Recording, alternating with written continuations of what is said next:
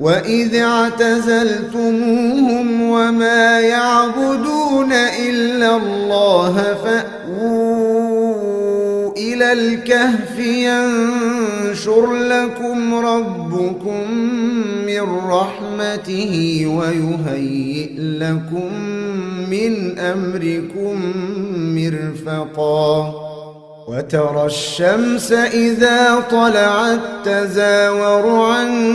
كهفهم ذات اليمين وإذا غربت تقرضهم ذات الشمال وهم في فجوة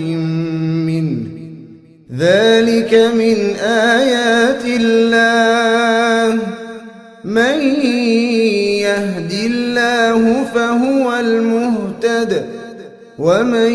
يضلل فلن تجد له وليا مرشدا وتحسبهم أيقاظا وهم رقود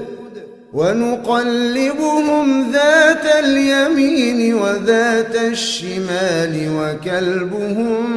باسط ذراعيه بالوصيد لو اطلعت عليهم لوليت منهم فرارا ولملئت منهم رعبا وكذلك بعثناهم ليتساءلوا بينهم قال قائل منهم كم لبثتم قالوا لبثنا يوما أو بعض يوم قالوا ربكم أعلم بما لبثتم فابعثوا أحدكم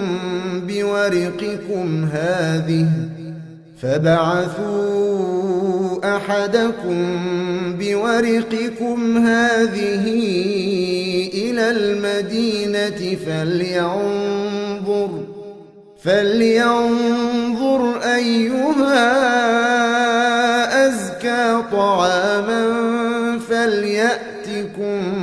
برزق منه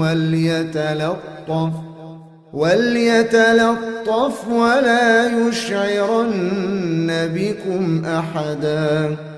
إنهم إن يظهروا عليكم يرجموكم أو يعيدوكم في ملتهم ولن تفلحوا إذا أبدا